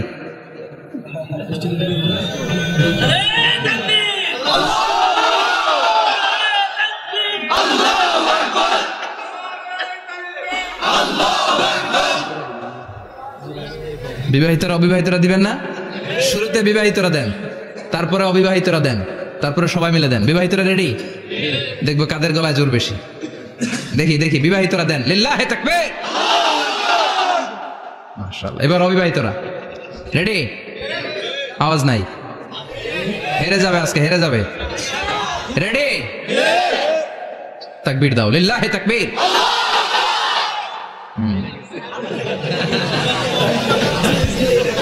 ইয়াংদের পারফরমেন্স আলাদা, আওয়াজ বেশি। এবার সবাই মিলে তিনটা লিল্লাহে তাকবীর, লিল্লাহে তাকবীর, লিল্লাহে তাকবীর। আল্লাহ মৌমাছিকে ওহী করেছেন, কি করেছে দেখেন। ওয়াল কুরআনিল হাকিম, আল্লাহ যে বললেন শেষ হবে না এই কথা। ওয়াল কুরআনিল হাকিম, বিজ্ঞানময় কোরআনের শপথ, প্রজ্ঞাময় কোরআনের শপথ। বিষ্ণু বলেন লা তুহসা আজাইবুহু, কোরআনের আশ্চর্যান্বিতার কোনো শেষ নাই। ওয়ালা তাবলা গারাইবুহু, কোরআন কোনদিন কারো কাছে পুরাতন মনে হয় না। ফিহি মাসাবিহুল হুদা, কোরআনের মধ্যে আছে হেদায়েতের মশাল। ওয়া মানারুল হিকমা, কোরআন হলো বিজ্ঞানের সুউচ্চ মিনার। লা তুহসা আজাইবুহু, কোরআনের আশ্চর্যান্বিতার শেষ নাই। যতই পড়বেন আপনি আশ্চর্য হয়ে যাবেন, যতই স্টাডি করবেন, যতই অধ্যয়ন করবেন, আপনার চোখকে খুলে দিবে কে? ওয়ালা তাবলা গারাইবুহু, কোরআন কখনো পুরাতন হয় না। পুরান হয় নাকি? যার বয়স 50 বছর ধরে নামাজি মানুষ, প্রতি নামাজের প্রত্যেক রাকাতে কোন সূরা পড়া লাগে? তো 50 বছর যদি কেউ নামাজি হয়, তাহলে কত লক্ষবার উনি সূরা ফাতিহা পড়ছেন উনি নিজে জানে? তারপরে কোনোদিন কি মনে হয়েছে সূরা ফাতিহাটা একটু পুরান পুরান লাগে? আজকে কুল হুল্লা দিয়ে শুরু করুন, কথা বলেন। পুরান লাগছে কোনোদিন? এত পড়ছি এটা, আজকে আর এটা না, আজকে আর একটা, এরকম মনে হয়? ওয়ালা চাবলা গারাইবুহু, পুরান লাগে না। প্রতিদিন নতুন, প্রতিনিয়তই নতুন, অলওয়েজ নিউ, সব সময় নতুন। এজন্য বিষ্ণু বললেন লা তুহসা আজাইবুহু, কোরআনের আশ্চর্যান্বিতার শেষ নাই। ওয়ালা তাবলা গারাইবুহু, কোরআন কখনো পুরাতন হয় না। ফিহি মাসাবিহুল হুদা, কোরআনের মধ্যে আছে হেদায়েতের মশাল। ওয়া মানারুল হিকমা, কোরআন হলো বিজ্ঞানের সুউচ্চ মিনার। সুবহানাল্লাহ। আল্লাহ বললেন ওয়া আওহা রাব্বুকা ইলান নাহাল, আমি মৌমাছির কাছে মেসেজ দিলাম, সিক্রেট মেসেজ। আনিত্তাখিযি মিনাল জিবালি বুয়ুতা, তোমরা পাহাড়ের মধ্যে তোমাদের বাড়ি বানাও, মৌচাক বানাও। ওমিনা সাজার, গাছের মগ ডালে, বড় বড় ডালে তোমরা বাসা বানাও। ওমিম্মা ইয়ারিশুন, উঁচু উঁচু জায়গায় মৌচাক বানাও, যাতে করে গ্রামের ছোট্ট ছেলেরা ঢিল মারতে না পারে। কোন সুবহানাল্লাহ। মৌমাছির আল্লাহ শিখাই দিছে। নিচু জায়গায় কোনোদিন মৌমাছির বাসা দেখবেন? নিচু জায়গায় সহজে নাগাল পাওয়া যায়, ধরা যায়। কথা কন, ডাল বে মগ ডালে ওঠা লাগে মধু খাইতে চাইলে। চিল্লায় বলেন ঠিক কিনা? আল্লাহ সিক্রেট মেসেজ দিলেন আর বললেন আনিত্তাখিযি। আলেম যারা আছেন বলেন তো, ইত্তাখিযি এটা কি মুজাক্কারের সিগা না মুয়ান্নাসের সিগা? কথা কইতে হবে, কেউ নাই এটার উত্তর দেওয়ার মতো। মুয়ান্নাস, মাশাআল্লাহ। এটা স্ত্রীবাচক শব্দ। আল্লাহ মৌমাছিকে যে মেসেজ করছে পুরুষ মৌমাছিরে কয় নাই, এটা নারী মৌমাছিরে কইছে। চিল্লা এখন সুবহানাল্লাহ। এখন গবেষণা করে দেখা গিয়েছে, কার্ল ভন ফ্রিচ, একজন অস্ট্রিয়ান বিজ্ঞানী, উনি এটা নিয়ে গবেষণা করে 73 সালে 1973 নোবেল পেয়ে গেছে। এই আয়াতের উপর গবেষণা করে আল্লাহ কেমন করে সিক্রেট মেসেজ দিয়েছেন, কেমন করে মৌমাছি মৌচাকের বাসা বাঁধে, কেমন করে মধু আহরিত হয়, এটার উপর গবেষণা করে উনি একটা বই লিখেছেন, দ্য ডান্সিং বিজ। নেচে যাওয়া মৌমাছিগুলো, নাচতে নাচতে যেতে থাকা মৌমাছিগুলোর উপর একটা বই লিখে, দ্য ডান্সিং বিজ লিখে উনি নোবেল প্রাইজ পেয়েছেন এই মধুর উপরে। চিল্লায় পড়েন আল্লাহু আকবার। এখন কোরআনের আয়াত থেকে বোঝা গেল আনিত্তাখিযি মিনাল জিবালি বুয়ুতা, আল্লাহ নারী মৌমাছিকে বলেছেন মৌচাক বানাও, তোমাদের মধু রাখার জন্য বাসা বানাও। কার্ল ভন ফ্রিচ গবেষণা করে পেয়েছে মৌচাকের বাসা বানানো হয়, মধু আহরণ করা হয়। যেই মৌমাছিটা নেতৃত্ব দেয় এটা পুরুষ মৌমাছি নয়, এটা হলো মহিলা মৌমাছি। কোন সুবহানাল্লাহ। পুরো মৌচাকের মধ্যে মধু আহরণ, মধু নেওয়া, পুরো প্রসিডিউরটা সারার জন্য কোনো পুরুষ মৌমাছি লিডিং দেয় না, লিডিং দেয় একটা নারী মৌমাছি, স্ত্রী মৌমাছি। এজন্য ইত্তাখিয, ম্যাসকুলিন জেন্ডার ইউজ না করে আল্লাহ বলেছেন ইত্তাখিযি। নারী মৌমাছিকে আল্লাহ অ্যাড্রেস করে বলেছেন যাও মৌচাক বানাও আর এটার মধ্যে মধু আহরণ করো। চিল্লায় পড়েন আল্লাহু আকবার। আল্লাহ বললেন ইত্তাখিযি মিনাল জিবালি বুয়ুতা, পাহাড়ের মধ্যে ঘর বানাও। মিনাস সাজার, গাছের বড় ডালের মধ্যে ঘর বানাও। ওয়া মিম্মা ইয়ারিশুন, উঁচু উঁচু জায়গায় ঘর বানাও। উনি গবেষণা পেয়েছেন এই মধুর মধ্যে অসাধারণ কিছু ন্যাচারাল অ্যান্টিসেপটিক আছে। কি আছে? Natural antiseptic. এটার নাম হচ্ছে প্রপিলিস। প্রপিলিস নামে একটা লিকুইড পাওয়া যায়, মৌচাকের মধ্যে, এটা কাটা জায়গায় লাগা দিলে স্যাভলন ডেটল কিছু লাগানো লাগবে না, ওই প্রোপিলিসের কারণে আপনার কাটা জায়গায় এমনি শুকিয়ে যাবে। সুবহানাল্লাহ পড়েন। দ্বিতীয় বিশ্বযুদ্ধে রাশিয়ান যত সৈনিকরা যুদ্ধে আহত হতো, ওরা আলাদা করে অ্যান্টিসেপটিক খাইতো না, ওরা মধু আইনা লাগাই দিত আর সুস্থ হয়ে যেত। সুবহানাল্লাহ পড়েন। নিউজিল্যান্ডের কিছু বিজ্ঞানীরা আবিষ্কার করেছে মৌমাছির হুলের ভিতরে রেমেটিক ফিভারের অ্যান্টিবায়োটিক আছে। অনেকের বাত জ্বর হয়, বাতের ব্যথা থাকে না, থাকে, মুরব্বীদের বেশি হয়। ওই জায়গার মধ্যে যদি আপনি মৌমাছি এনে ঢুকাই দিতে পারেন, মৌমাছির হুল লাগাই দিতে পারেন, ভালো হয়ে যাবে। মৌমাছি যখন হুল ফুটে আরাম লাগে না অনেক? খাইছেন? কামড় খাইছেন? হ্যাঁ, মজা লাগে। তো নিউজিল্যান্ডের এই গবেষকরা এরা আবিষ্কার করেছে যে মৌমাছি যদি হুল ফুটিয়ে দেয়, ওইখানে বাতের ব্যথা থাকলে, বেদনা থাকলে এটা ভালো হয়ে যাবে। আমি নিজে দেখেছি, বিবিসি একটা ডকুমেন্টারি, ইজিপশিয়ান একজন ফিজিশিয়ান, চিকিৎসক, উনি ওনার বাতের ব্যথায় আক্রান্ত যত রুগীরা আছে ওদের গায়ের মধ্যে মৌমাছি এনে এনে নিজে নিজে হুল ফুটায়। রুগী চিৎকার মারে, ও মাগো, ও আল্লাহ গো, কিন্তু একদিন পরে ব্যথা নাই, আর কয় ভালো হয়ে গেছি। সুবহানাল্লাহ কইবেন না? এই জন্য এই কার্ল বন ফ্রিজ 1973-তে দ্য ডান্সিং বিজ লেখে গোটা বিশ্বকে তাক লাগিয়ে দিয়েছে। তার গবেষণার প্রতিটি পয়েন্ট কোরআনের আয়াতের সাথে মিলে যায়। চিৎকার করে পড়েন আল্লাহু আকবার। এই যে আমরা মধু খাই, এই মৌচাকের ভেতরে অন এন অ্যাভারেজ অ্যারাউন্ড 60,000 মৌমাছি থাকে। তিন ভাগে, একটা হচ্ছে কুইন বি, একটা মেল বি, আর একটা হচ্ছে ওয়ার্কার বি। একটা থাকে রানী মৌমাছি, এর নেতৃত্বে সবাই চলে। আর একটা থাকে মেল বি, পুরুষ মৌমাছি, বংশ বাড়ানোর জন্য এদের কাজে লাগে। আর সব হচ্ছে ওয়ার্কার বি, সবাই কাজ করে। আল্লাহ বললেন সুম্মা কুলি মিন কুল্লি সামারাত ফাসলুকি সুবুলা রাব্বিকি যুলুলা। আল্লাহ সিক্রেট মেসেজ দিয়ে বললেন, গাছের উপরে বাসাবাদ, পাহাড়ের উপরে মৌচাকের বাসাবাদ, উঁচু উঁচু জায়গায় তোমরা তোমাদের বাসা বাঁধো। সুম্মা কুলি মিন কুল্লি সামারাত, এরপর এলাকার যত মিষ্টি মিষ্টি ফুল আছে, ফল আছে, ওখান থেকে রস নিয়ে আসো। সুবহানাল্লাহ। পুষ্প রস সংগ্রহ করে মধুগুলো, এটার বলে sweet nectar. They collect the sweet nectar from the flowers. এবং মধুর মধ্যে এত চমৎকার জিনিস থাকার কারণ হচ্ছে মৌমাছিগুলো ওই এলাকার সব ধরনের ফুল, ভালো ভালো সুগন্ধযুক্ত ফুল ফল থেকে রস নিয়ে আসে। তো ওই গাছগুলোর মধ্যে বনাজি গাছ আছে না নাই? ঔষধি গাছ আছে না নাই? এজন্য মধুরে বলা হয় সব রোগের ঔষধ। যত বনাজি ঔষধি গাছের নির্যাস আর পুষ্প রস আছে, সব আল্লাহ মধুর ভিতরে ঢুকায়া মধুকে আল্লাহ ন্যাচারাল ভ্যাকসিন বানিয়ে দিয়েছেন। চিল্লায় পড়েন আল্লাহু আকবার। আল্লাহ বললেন সুম্মা কুলি মিন কুল্লি সামারাত, সব ফল আর ফুল থেকে নেকটার পুষ্পরস নিয়ে আসো। ফাসলুকি সুবুলা রাব্বিকি যুলুলা, যেমন যেমন গিয়েছিলা পথ চিনায় আবার ফিরে আসো। ইয়াখরুজু মিন বুতুনিহা শারাব, এরপর তাদের পেট থেকে বের হয় শারাব। মুখতালিফুন আলওয়ানু, এক একটা মধুর কালার হয়ে যায় এক এক রকম। কোন সুবহানাল্লাহ। সরষে ফুলের মধু একটু সাদা সাদা হয় না? আমি হচ্ছি মধু খাওয়ার পোক। আমি দেশে বিদেশে যেখানে গিয়েছি ফ্রেশ হানি আমি অনেক খুঁজেছি। ইয়ামানি একটা মধু পাওয়া যায়, ইয়ামানের সাওয়াহিলি এলাকায়, পাহাড়ি এলাকায়, একেবারে কুচকুচে কালো। আবার অনেক মধু আছে কিছুটা খয়েরি এবং হলুদ বর্ণের, কিন্তু সরষে ফুলের যে মধুটা এটা অনেকটা সাদা। এই পুষ্পরস নিয়ে মৌমাছিগুলো মৌচাকের মধ্যে ঢেলে দেয় না, এগুলো খেয়ে ফেলে। প্রত্যেকটা মৌমাছির পেটের ভেতরে আল্লাহ 2টা করে স্টোমাক দিয়েছে, পাকস্থলী। সুবহানাল্লাহ পড়ে। এটাই Karl von Frisch the dancing bees বইয়ের মধ্যে লিখেছে গবেষণায়, যে 2টা পাকস্থলী। একটা পাকস্থলী দিয়ে মৌমাছি খায়, নিজে খেয়ে বাঁচে, আর একটা পাকস্থলী দিয়ে এই ফ্লাওয়ার নেক্টার, পুষ্প রস সংগ্রহ করে ওই পাকস্থলীতে রাখে। ওই পাকস্থলীর ভেতরে আল্লাহ একটা ন্যাচারাল এনজাইম দিয়েছেন। ওই এনজাইমের সাথে ওই পুষ্প রসটা মিক্সড হয়। তারপরে আরেকটা টিউব আছে, ওই টিউব দিয়ে মৌমাছি যে সে বাসার মধ্যে মৌমাছি যে সেখানে সাপ্লাই করে দিয়ে আসে, মধু ঢুকিয়ে দিয়ে আসে। চিল্লায় পড়েন সুবহানাল্লাহ। তার মানে বিষয়টা এমন না ফুলের রস নিয়ে মৌচাকের দিয়ে আসলো, ফুলের রস সে নেয়, তার স্পেশাল একটা স্টোমাকের মধ্যে ঢুকায়, সেখানে এনজাইম দিয়ে, পাচক রস দিয়ে আল্লাহ এটাকে সমৃদ্ধ করে দেয়।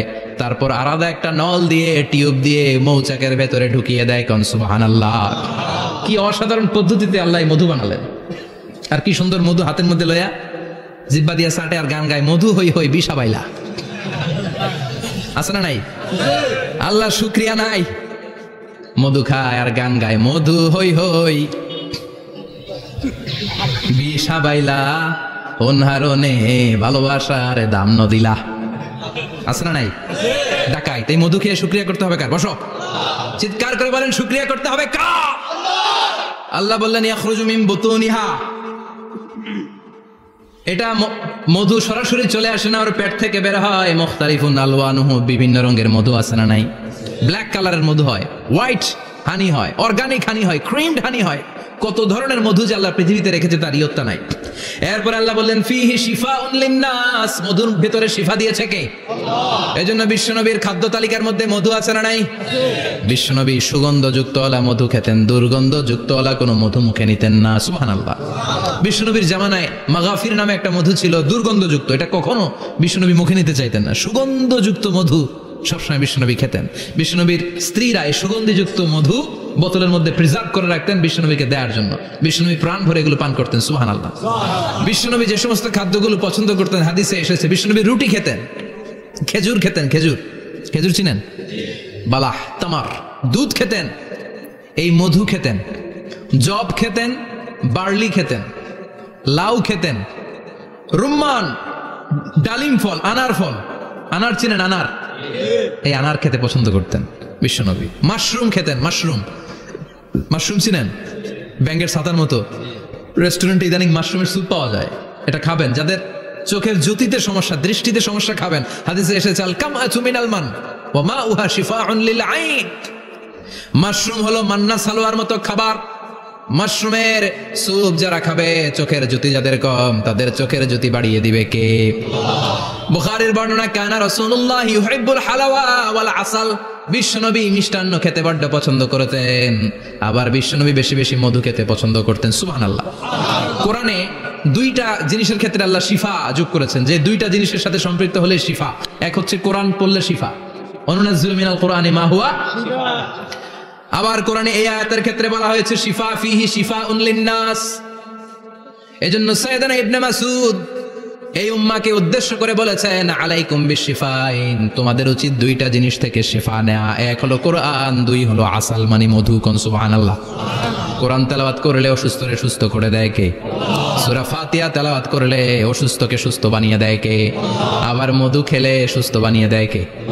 মধু খেয়ে প্রশংসা করবেন কার? নাকি মধু হই হই বিষ হবাইলা বলবেন এগুলো কখনো?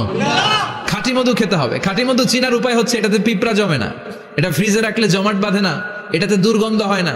এক গ্লাস পানির মধ্যে এক ড্রপ মধু ছেড়ে দিলে এটা পানির সাথে না মিশে একেবারে নিচে চলে যায়। খাঁটি মধু খেতে হবে। তাহলে ফিহি শিফাউন লিন্নাস। কত কিছু দিয়ে যে আল্লাহ এটাকে সমৃদ্ধ করেছেন। এটার মধ্যে গ্লুকোজ আছে, এটার মধ্যে সুক্রোজ আছে, ফ্রুক্টোজ আছে, প্রোটিন আছে, মিনারেলস আছে, ক্যালসিয়াম আছে, ভিটামিন আছে। খাইলেই শরীর গরম হয়ে যায়। সুবহানাল্লাহ। এজন্য শীতকালে বেশি বেশি খাবেন, জাম্পাল লাগবে না।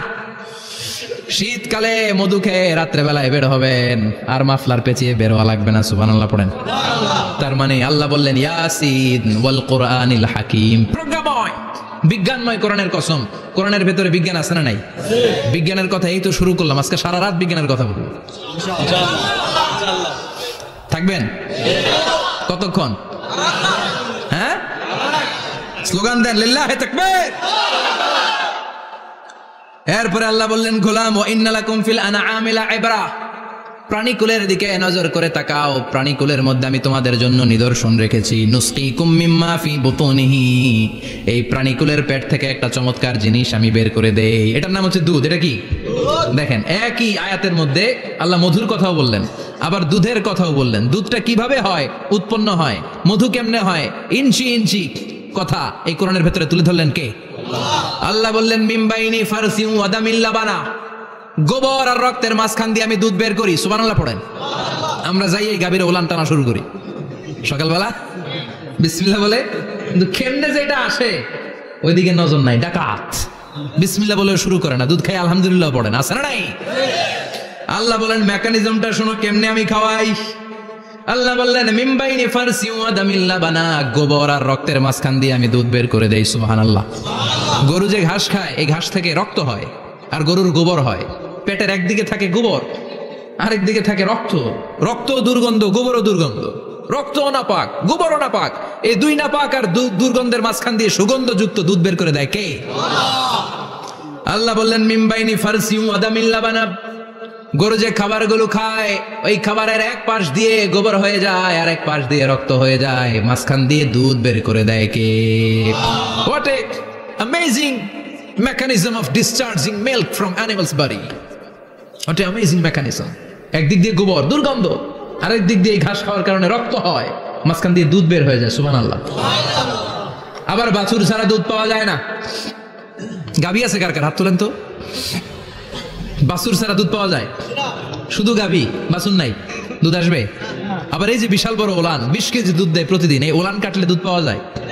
এক ফোঁটা দুধও ওলানটা কেটে টুকরা টুকরা করলে আপনি পাবেন না। এটা আলাদা মেকানিজম, এটা ভিতর থেকে একটা নির্যাস। বাছুর নিয়ে দুইটা ঢু মারবেন, ওই নির্যাস দিয়ে দুধ বেরোতে থাকবে, গোবর আর রক্তের মাঝখান দিয়ে চিৎকার করে পড়েন আল্লাহু আকবার। এজন্য বিশ্বনবী বলতেন বেশি বেশি দুধ খাও। দুধ হলো সুষম খাদ্য। পৃথিবীতে আবিষ্কৃত যত খাবার আছে, দুধের চাইতে ভালো খাবার আছে নাকি? কথা কন। মানুষ পানি খেয়ে 3-4 দিন বাঁচে জানেন, আর পানির মধ্যে লবণ দিলে 7-8 দিন বাঁচতে পারবেন। আর দুধ পাইলে আজীবন বাঁচবেন আপনি। দুধ খেয়ে যদি হজম করতে পারেন, দুধ খেয়ে হজম করতে পারলে আজীবন বেঁচে যাবেন। সুষম খাদ্য। বিশ্বনবী যে রাতে মেরাজে যাবেন, সিদরাতুল মুনতাহা পার হওয়ার পরে বিশ্বনবীর পরীক্ষা শুরু হলো। বিশ্বনবীকে বুখারীর বর্ণনা 3টা গ্লাস দেয়া হলো। কাদাহ ফিহি লাবান, এক গ্লাসের মধ্যে দুধ ছিল। ওয়া কাদাহ ফিহি আসাল, আর এক গ্লাসের মধ্যে ছিল মধু। আর এক গ্লাসের মধ্যে ছিল মদ। কাদাহুন ফিহি খামার। বিশ্বনবীকে 3টা গ্লাস দিয়ে বলা হলো নবী চুজ করেন কোনটা নেবেন। এক গ্লাসে মধু, আর এক গ্লাসে দুধ, আর এক গ্লাসের মধ্যে বিশ্বনবীকে দেয়া হলো মদ। বিশ্বনবী বললেন যে এই গ্লাসের ভেতরে দুধ আছে, আমি ওই পেয়ালাটা নিলাম। সাইয়েদনা জিবরাইল বললেন ইয়া রাসূলুল্লাহ আখাস্তাল ফিতরা, আপনি যেমন নিছেন তেমন। সুবহানাল্লাহ কইবেন না? বিশ্বনবী দুধ খেতে পছন্দ করতেন। আর বিশ্বনবী বলতেন আলাইকুম বি আলবানিল বাকার, বেশি বেশি গরুর দুধ খাবা। ফা ইন্নাহা তুরাম্মু মিনাল আশজার, কারণ এটা সবুজ লতা পাতা ঘাস পাতার নির্যাস। গরু কি খায়? ঘাস খায় না? এই ঘাসের নির্যাস হচ্ছে দুধ। বিশ্বনবী বলতেন বেশি বেশি দুধ খাবা। ফিহি শিফার মধ্যে শিফা আছে। ফি লাবানিহা শিফা ওয়া লুহুমিহা দা, গরুর দুধে আছে শিফা, গরুর গোশতের মধ্যে আছে রোগ। সুবহানাল্লাহ কোন। কত বড় ফিলোসফার বিশ্বনবী। বিশ্বনবী বলে গিয়েছেন গরুর দুধ বেশি খাও, কিন্তু গোশত বেশি খাইও না। আর আমরা গরুর গোশত পাইলে কোপায় ফেলাই। সাদা ভাত আর ঝাল গরুর মাংস যদি হয়, ওই যে অনেকের জিহ্বায় পানি চলে আসছে। সুবহানাল্লাহ কইবেন না? বিশ্বনবী বলতেন দুধ খাও, গোশত খাইও কম। গরুর গোশত কম খাবা, গরুর দুধ বেশি খাবা। সুস্থ রাখবে কে? আল্লাহ। আবার বিশ্বনবী মায়েদেরকে বলেছেন ও মায়েরা, সন্তান হওয়ার পরে 2 বছর দুধ খাওয়াবা। আল্লাহু আকবার। ওয়াল ওয়ালিদাতু ইউরদি'না আওলাদাহুন্না হাওলাইনি কামিলাইনি লিমান আরাদা আন ইউতিম্মার রাদাআ। সন্তান যারা পেয়েছো মায়েরা, বোনেরা, 2 বছর দুধ খাওয়া সন্তানদের সুস্থ রাখবে কে? আল্লাহ। বাচ্চা ডেলিভারির পরপরই আল্লাহ তাআলা মায়ের বুকে একটা দুধ দেয়, এটাকে বলে শাল দুধ। এটা হচ্ছে বাচ্চার জীবনের প্রথম প্রাকৃতিক টিকা। সুবহানাল্লাহ কয় না? এটা বেবির জীবনে ন্যাচারাল প্রাকৃতিক টিকা, প্রতিষেধক আল্লাহ দিয়ে দিয়েছে। আপনার বাচ্চাকে টিকা দিন, স্লোগান আছে না? 5টা-7টা টিকা দেওয়া লাগে। প্রথম টিকাটা আল্লাহ নিজেই ফ্রি দিয়ে দিছে। এটা শাল দুধের ভেতরে পাওয়া যায়। এজন্য বাচ্চাকে শাল দুধ খাওয়াতে হবে। তার ব্রেনের গ্রোথ হবে, সে শক্তিশালী হবে, সে দেশপ্রেমিক হবে, সে আল্লাহওয়ালা হবে। চিল্লা এখন ঠিক কিনা? যে মায়েরা বাচ্চারে দুধ খাওয়ায়, ওই বাচ্চারা মায়েরে ভালোবাসে বেশি। আর যেই মা গুলো বাচ্চারে দুধ না খাওয়ায় আর ডানু খাওয়ায়, আর কি কি আছে? হরলিক্স আর সিরালেক, কমপ্লেট। যারা এগুলো খাওয়াবে, ডানু খাওয়াবে, যারা ল্যাকটোজেন খাওয়ায়, যারা বুকের দুধ খাওয়াতে চায় না কোনো কারণ ছাড়া, 2 বছর বাচ্চারে দুধ দিতে চায় না, এই বাচ্চাগুলো বড় হলে ওই মারে বৃদ্ধাশ্রমে দিয়ে আসবে। কথা কন, কথা কন। এজন্য মায়েরা, বোনেরা, সন্তান হলেই তাকে বুকের দুধ দিয়ে আল্লাহর পক্ষ থেকে যে টিকাটা, এই টিকাটা পেটের ভেতরে ঢুকাই দিতে হবে। চিল্লা এখন ঠিক কিনা? এটা হচ্ছে ন্যাচারাল টিকা। এজন্য আল্লাহ বললেন ইয়াসিন ওয়াল কোরআনিল হাকিম। ইয়াসিন, বিজ্ঞানময় কোরআনের শপথ। কোরআনের মধ্যে বিজ্ঞান আছে না নাই? অভাব নাই। কয়টা শুনবেন? আল্লাহ কসমোলজির কথা বলেছে, অ্যাস্ট্রোলজি কথা। কসমোলজি হচ্ছে সৃষ্টি তত্ত্ব। কসমোলজি কি? সবাই বলেন কসমোলজি কি? আল্লাহ বললেন আওয়ালাম ইয়ারাল্লাযীনা কাফারু আন্নাস সামাওয়াতি ওয়াল আরদা কানাতা রাতকান ফাফাতাকনাহুমা। কাফেররা কি দেখে না মহাবিশ্বের সব কিছু একসাথে মিলে ঝিলে ছিল, বিশাল এক বিস্ফোরণের মাধ্যমে আমি মহাবিশ্ব তৈরি করেছি। সুবহানাল্লাহ। আদিতে, শুরুতে কিন্তু সব আকাশ, বাতাস, জমিন, চন্দ্র, সূর্য, নক্ষত্র, গ্রহ, নিহারিকা পুঞ্জ, গ্যালাক্সি, ব্ল্যাক হোল সবকিছু মিলেমিশে একসাথে ছিল। এটার ঘনত্ব ছিল খুব বেশি। মহাবিশ্বের সবকিছু ছিল একটা বিন্দু। এটাকে বিজ্ঞানীরা নাম দিয়েছে দ্য সিঙ্গুলারিটি, মহা একত্ব। এরপর একটা প্রচন্ড বিস্ফোরণের মধ্য দিয়ে মহাবিশ্ব সৃষ্টি হয়েছে।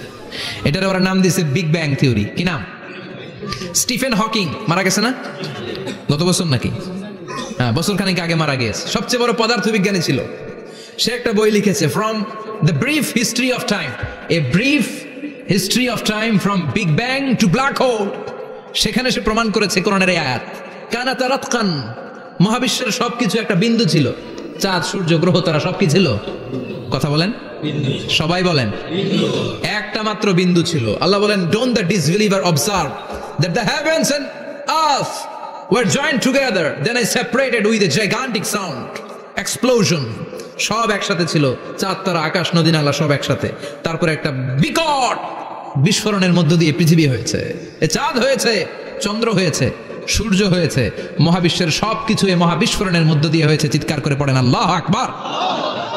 এই যে ছোট্ট পৃথিবীতে আমরা বসে আছি, এই পৃথিবীর চেয়ে সূর্য 13 লক্ষ গুণ বড়। চিল্লায় পড়েন আল্লাহু আকবার। এটা কি বাড়ির কাছের কথা?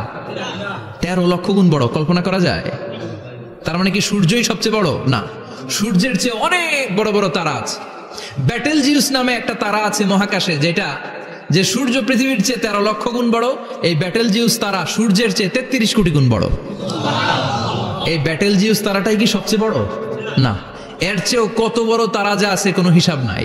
এরকম বিশাল বিশাল তারা ঘুরতে ঘুরতে মাওয়াকিউন নুজুম, ব্ল্যাক হোল নামে একটা রেঞ্জ আছে। এই রেঞ্জের মধ্যে যদি ঢুকে যায়, ছোট্ট বাচ্চার মুখে চকলেট দিলে বাচ্চা যেমনি চকলেট চুষে খেয়ে ফেলে, এই বিশাল বিশাল তারাগুলো ব্ল্যাক হোলের মধ্যে ঢুকলে এক মুহূর্তের মধ্যে নিঃশেষ হয়ে যায়। চিল্লায় পড়েন আল্লাহু আকবার।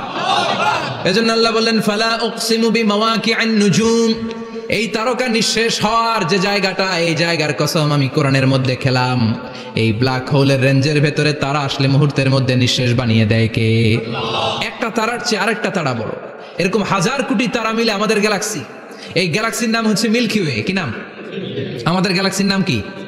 সবাই বলেন তো, মিল্কি ওয়ে। কি নাম? এরকম একটা গ্যালাক্সি না, লক্ষ কোটি গ্যালাক্সি আছে। আমাদের গ্যালাক্সির পরে সবচেয়ে কাছের গ্যালাক্সির নাম অ্যান্ড্রোমেডা। কি নাম? এই অ্যান্ড্রোমেডা গ্যালাক্সি আমাদের গ্যালাক্সি থেকে 2.5 মিলিয়ন লাইট ইয়ার দূরে, মানে 25 লক্ষ লাইট ইয়ার। সুবহানাল্লাহ কইবেন না? আলোর গতি হচ্ছে পৃথিবীতে সবচেয়ে বেশি বর্তমান সময় পর্যন্ত, জানেন? সেকেন্ডে কত মাইল? 1,86,000 মাইল। এক সেকেন্ডে আলো ছুটে 1,86,000 মাইল বেগে। এত বেগের কোন প্লেন বা রকেট নিয়ে যদি আপনি আমাদের গ্যালাক্সি থেকে মিল্কি ওয়ে থেকে অ্যান্ড্রোমেডাতে যেতে চান, তাহলে আপনার 25 লক্ষ বছর লেগে যাবে। সুবহানাল্লাহ বাড়িতে যেয়ে বললেন। এরপর আল্লাহ বললেন, ওয়াস-সামাআ বানাইনাহা বিআইদিন ওয়া ইন্না লামুসিউন, আকাশ আমি বানালাম, গ্যালাক্সি আমি বানালাম, বানানোর পর থেকে সবগুলোর আমি প্রশস্ত করতে শুরু করে দিলাম। সব ছিল ক্ষুদ্র, একটা বিন্দুর মধ্যে আমি বিস্ফোরণ করলাম, একটা আওয়াজ দিয়ে। আওয়াজটা ছিল কুন। আওয়াজটা ছিল কি? জোরে কোন, আবার কোন।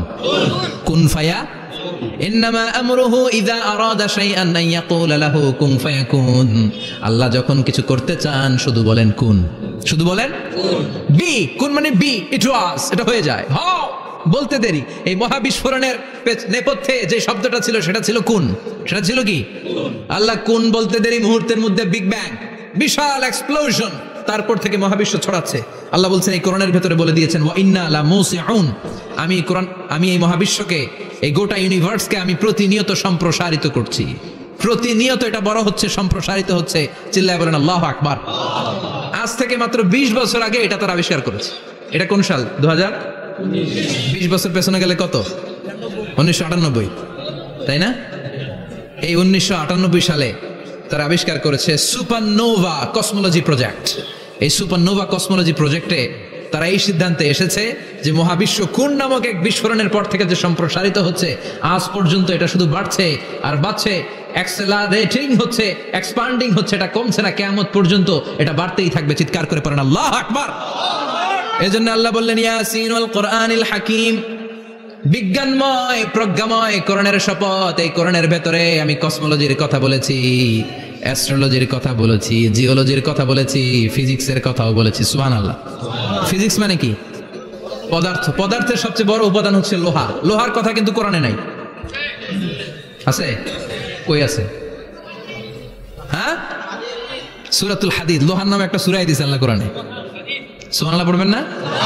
সূরার নাম সূরাতুল হাদিদ। সূরার নাম কি? চিল্লায় বলেন, সূরার নাম সূরাতুল হাদিদ, হাদিদ মানে লোহা। আল্লাহ বললেন ওয়া আনজালনাল হাদিদা ফীহি বাসুন শাদীদ,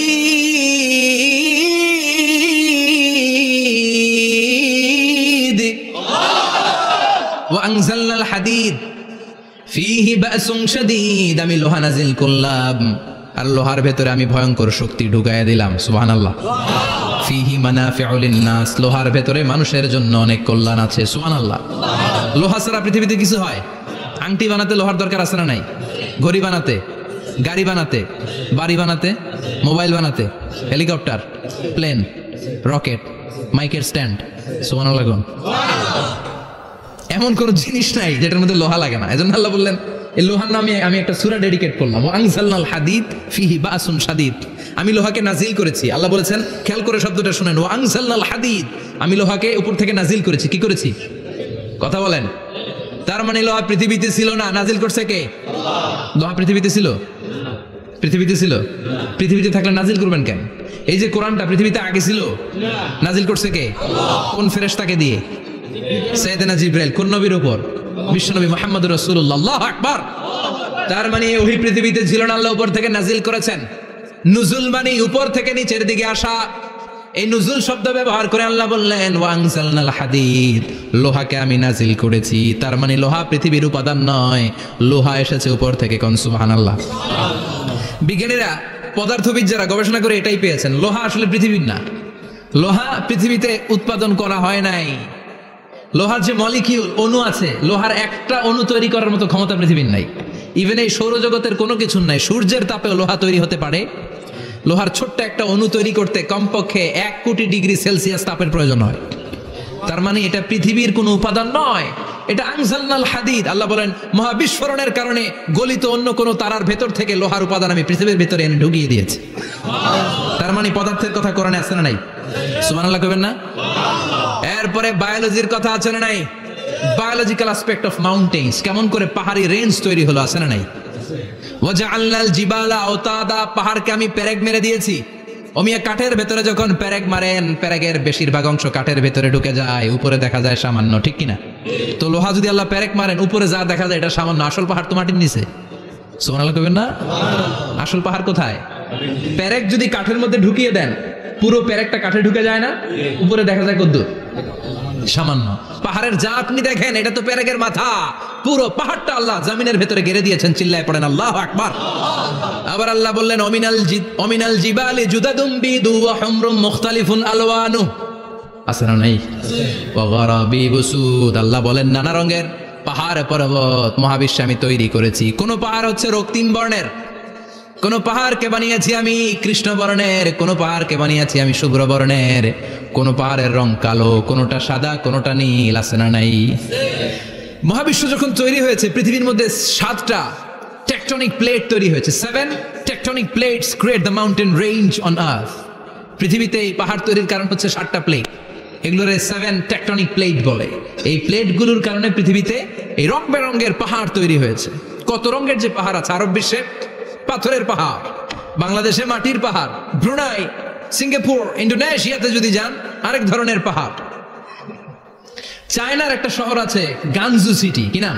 এই গানজু সিটিতে একটা পাহাড় আছে রেইনবো মাউন্টেন, ওখানে 7 রঙের পাহাড় পাওয়া যায় এক জায়গায়। সুবহানাল্লাহ কইবেন না? রেইনবো মানে কি? রংধনু। রংধনুর কয় রং? কথা কন। ছোটবেলা আমরা মুখস্থ রাখতাম বেনিয়া সহ কলা, বেতে বেগুনি, নিতে নীল, হাতে আসমানি, শতে সাদা, হতে হলুদ, কতে কালো, লাতে লাল। সুবহানাল্লাহ নাই? মনে রাখার কি অসাধারণ পদ্ধতি! এই রেইনবো মাউন্টেন, রংধনুর 7 রঙের পাহাড় এক জায়গায় পাওয়া যায়। এখানে সাদা পাহাড়, এখানে সবুজ পাহাড়, এখানে নীল পাহাড়, ওখানে লাল পাহাড়, এখানে কালো পাহাড়। এই চায়নার গানজু সিটিতে আল্লাহ তাআলা 7 রঙের পাহাড় এক জায়গায় রেখেছেন। চিৎকার করে বলেন আল্লাহু আকবার। তার মানে বায়োলজির কথাও কোরআনের ভেতরে আছে না নাই? এরপর আল্লাহ বললেন কেমন করে আকাশ থেকে আমি পানি নাজিল করে, এটাও কোরআনে আছে না নাই? আমরা ছোটবেলা পড়েছি ওয়াটার সাইকেল, হাইড্রোলজিক্যাল সাইকেল, কেমন করে সূর্যের তীব্র তাপ সাগর থেকে পানিকে জলীয় বাষ্প করে উপসে নেয়, উপরে নিয়ে সেটাকে পুঞ্জীভূত করে দেয়, ঘনীভূত করে দেয়, মেঘ হয়ে যায়, সেখান থেকে ঝিরি ঝিরি বৃষ্টি পড়ে, আছে না নাই? আর ওই বৃষ্টির গান আমরা গাই, এই বৃষ্টি ভেজা রাতে তুমি চলে যেও না। ওই বৃষ্টি পেয়ে আল্লাহর কাছে দোয়া করে না। বিশ্বনবী বলেন রহমতের বৃষ্টির নিচে দাঁড়িয়ে কেউ যদি হাত তুলে দোয়া করে ওই দোয়া কবুল করে কে? আল্লাহ। আবার আকাশের মধ্যে মেঘের ঘনঘটা দেখলে বিশ্বনবী পেরেশান হয়ে যেতেন, হয়রান হয়ে যেতেন, আর আল্লাহর কাছে বলতেন, আল্লাহ এই মেঘ দিয়ে তুমি আমাদেরকে আযাব দিও না, তুমি আমাদেরকে গজব দিও না, তুমি আমাদেরকে শেষ করে দিও না, এই মেঘ থেকে তুমি আমাদেরকে রহমতের বৃষ্টি দাও। পড়ে না আমিন। বৃষ্টি দেখলে বিষ্ণু বলতেন আল্লাহুম্মা সাইয়িবান নাফিআ ইয়া গাউসু আগিসনা গাউসান মুগীসান মারিআন মারিআন নাফিআন গায়রা দার আজিলান গায়রা আজিল। হে আল্লাহ এই বৃষ্টি থেকে তুমি ঠান্ডা রহমতের পানি দাও। কি দাও? আল্লাহ মেঘে দে পানি দে ছায়া দে রে তুহু, আল্লাহ মেঘে দে। পড়েন পড়েন, আল্লাহ মেঘে দে পানি দে ছায়া দে রে তুহু, আল্লাহ মেঘে দে। এই ওয়াটার সাইকেলের কথা আল্লাহ বলেছেন। আলম তারা আন্নাল্লাহ ইউসজি সাহাবান। কাফের নাস্তিক যেগুলো সমাজের আবর্জনা খড়কুটা, ওরা কি দেখে না কেমন করে আমি বাতাসকে জলীয় বাষ্প করে আকাশে তুলি, বায়ুমণ্ডলে নিয়ে যাই। সুম্মা ইউআল্লিফু বাইনাহুম, জলীয় বাষ্পগুলারে তখন আমি ঘনীভূত করি। সুম্মা ইয়াজআলুহু রুকামান, এরপরে আমি মেঘে পরিণত করি। ফাতারাল ওয়াদাকা ইয়াখরুজু মিন খিলালিহি, তারপরে মেঘের ভেতরে থেকে ঝিরি ঝিরি ঝিরি ঝিরি বৃষ্টি নাজিল করে কে? আবার আল্লাহ বললেন পানি থেকে আমি পৃথিবীর সব প্রাণগুলারে বানালাম। ওয়াজআলনা মিনাল মাই কুল্লা শাইইন হাইয়া ফালা ইয়াকিলুন, পানির ভেতরে থেকে সব প্রাণের উৎপত্তি পৃথিবীর মধ্যে ঘটিয়ে দিয়েছে কে? বিজ্ঞানীরা স্বীকার করেছে পৃথিবীতে যত প্রাণ পাওয়া যায়, যত প্রাণের ব্লুপ্রিন্ট পাওয়া যায় সব এসেছে পানি থেকে। চিৎকার করে বলেন কোত্থেকে? পানি নাই তো প্রাণ নাই, পানিও আছে প্রাণও আছে। কোন সুবহানাল্লাহ। বিজ্ঞানীদের ধারণা, তারা ধারণা করে বলেছে পৃথিবীর প্রথম প্রাণের নাম হচ্ছে অ্যামিবা। কি নাম? ওরা বলেছে এটা এককোষী জীব। It's a very small unicellular organism found ever in the world. পৃথিবীতে পাওয়া প্রথম এককোষী প্রাণীর নাম হচ্ছে অ্যামিবা। এটা এসেছে শৈবালের মতো, এরপরে জুপ্লাংটন, ফাইটোপ্লাংটন, ব্যাকটেরিও প্লাংটন, একটার পর একটা স্পিসিজ প্রজাতি পৃথিবীতে ডেভেলপ করেছে। কোন সুবহানাল্লাহ। এই পানির কথা কোরআনের ভেতরে বলে দিল কে? এজন্য আল্লাহ বললেন ওয়াল কোরআনিল হাকিম, বিজ্ঞানময় কোরআনের শপথ।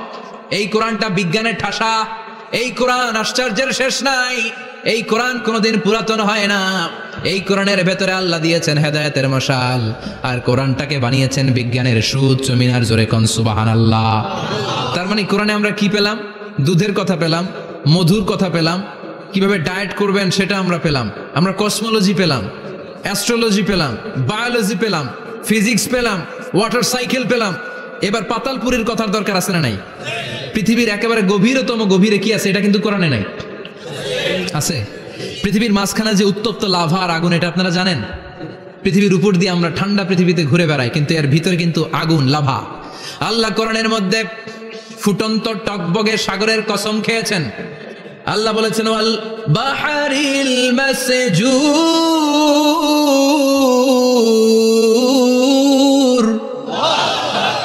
আমি কোরআনের ভেতরে ফুটন্ত টকবগে সাগরের পানির কসম খেলাম। পড়েন সুবহানাল্লাহ। সাগরের পানির ফুটন্ত টকবগে সাগরের পানির কসম। সাগরের পানি আবার ফুটন্ত হয় কি করে? পানি কি হয়? ঠান্ডা। পানি কি? কথা বলেন। আল্লাহ পৃথিবীর ভেতরকার কথা চিন্তা করে বলেছেন ওয়াল বাহরিল মাসজুর। ইউনাইটেড স্টেটস অফ আমেরিকার নেভাল একাডেমির সায়েন্টিস্টরা এই আয়াতের উপর রিসার্চ করেছে যে সাগরের ভেতরে আবার এই ঠান্ডা পানির ভেতরে আবার উত্তপ্ত আগুনের লাভা আসলো কোত্থেকে। রিসার্চ করার জন্য তারা সাগরের ভেতরে পাইপ ঢুকিয়েছে। পাইপ ঢুকাতে ঢুকাতে অনেকগুলো লেয়ার তারা পার করেছে। রূপান্তর শিলার স্তর, পাললিক শিলার স্তর, আগ্নেয়গিরির শিলার স্তর, মার্বেল পাথরের অনেকগুলো শিলার স্তর পেরিয়ে যাওয়ার পরে তারা পাইপ ঢুকানোর পরে দেখতে পেয়েছে পাইপগুলো গলে যায়। পাইপগুলো কি হয়? তার মানে ভিতরে কি আছে? গত কয়েক মাস আগে জাপানে কিছু জিওলজিস্ট, ভূতত্ত্ববিদ, তারা গবেষণা করে পৃথিবীর এক মাথা থেকে আরেক মাথায় যেতে চাচ্ছে, মানে প্রতিপাদ স্থান। বাংলাদেশের এখান থেকে ছিদ্র করলে আপনি দক্ষিণ আমেরিকার চিলির সান্টিয়াগোতে যেয়ে উঠবেন। কথা বুঝতে পেরেছেন? তার মানে বাংলাদেশের প্রতিপাদ স্থান হচ্ছে দক্ষিণ সাউথ আমেরিকার চিলির সান্টিয়াগো। আবার ইন্ডিয়া থেকে ছিদ্র করতে করতে পৃথিবীর আরেক মাথা দিয়ে উঠবেন। সুবহানাল্লাহ বলেন। এটা তারা শুরু করেছে কিন্তু এখনো সফল হয় নাই। ইউএস এর নেভাল একাডেমির সায়েন্টিস্টরা পাইপ ঢুকাতে ঢুকাতে দেখে একটা পর্যায় শেষে পাইপ আর ঢুকানো যায় না, পাইপগুলো পৃথিবীর ভেতরে যেতে যেতে গলে গলে পানি হয়ে যায়। সুবহানাল্লাহ কইবেন না? এই রিসার্চ প্রজেক্টের যিনি চিফ, উনি বললেন bring the water proof pipe from America. America থেকে ওয়াটার প্রুফ পাইপ নিয়ে আস। আমার এমন পাইপ লাগবে গবেষণা করার জন্য যে পাইপ আগুনে জ্বলে না। ওয়াটার প্রুফের মধ্যে আগুন লাগালে আগুন ধরবে? বুলেট প্রুফে বুলেট মারলে বুলেট ঢুকবে? মাননীয় প্রধানমন্ত্রী শেখ হাসিনা যে গাড়িতে করে চড়ে, এটা বুলেট প্রুফ কার? গুলি মারলে ঢুকবে? আবার গুলি মারতে যায় না, 14 গোষ্ঠী উদ্ধার করে ছাড়বে আপনার, খবরদার। তো আমেরিকা থেকে ফায়ার প্রুফের পাইপ নিয়ে আসা হলো। নেভাল একাডেমির চিফ সায়েন্টিস্ট পাইপ ঢুকাতে আরম্ভ করলেন। ঢুকাতে ঢুকাতে পৃথিবীতে কিন্তু অনেকগুলো স্তর আছে। এই যে বালু মাটি, সব কিন্তু বালু মাটি নয়। আপনি খুঁড়তে খুঁড়তে পেয়ে যাবেন পাললিক শিলা, এরপরে রূপান্তরিত শিলা, এরপরে মার্বেল পাথরের শিলা, এরপরে শুরু হবে গরম আগ্নেয়গিরির শিলা। ওই শিলার ভেতরে এমন আগুন আল্লাহ রেখেছে, ওই নেভাল একাডেমির সায়েন্টিস্টরা ফায়ার প্রুফের পাইপ ঢুকাতে ঢুকাতে একটা লেভেল যাওয়ার পরে দেখে যে ফায়ার প্রুফের পাইপও গলে গলে মুহূর্তে পানি হয়ে যায়। তার মানে ভেতরে এমন আগুন আল্লাহ রেখেছে, ওই আগুনের তুলনায় পৃথিবীর আগুনের মতো নয়। ওই আগুনটাই জাহান্নামের আগুন। আবার বিজ্ঞানীরা গবেষণা করে ওই আগুনের মধ্যে মানুষের চিৎকার শুনেছে। এজন্য হাদিসে এসেছে আল্লাহর ওলিরা, মুমিন বান্দারা মারা গেলে তাদের রূহগুলো আকাশে চলে যায়, ইল্লিনে চলে যায়। আর কাফের মুশরিক আর নাস্তিক গুলো মারা গেলে তাদের আত্মাগুলো পৃথিবীর মাঝখানে সিজ্জিনে চলে যায়। ওই সিজ্জিনের ভেতরে আগুন আছে না নাই? চিল্লায় বলেন। তার মানে পাতালপুরীর কথাও আছে, সাগরের কথাও আছে, আকাশের কথাও আছে। কেমন করে দুনিয়াতে আমরা আসলাম সেটাও আছে। এমব্রয়োলজি, ভ্রূণতত্ত্বের কথা কোরআনে আছে না নাই? পৃথিবীতে আল্লাহ কয়েক সিস্টেমে মানুষ বানালেন। সাইয়েদনা আদমকে বানালেন, মাও নাই বাবাও নাই। সাইয়েদনা আদম আলাইহিস সালামের বাবার নাম কি? মায়ের নাম কি?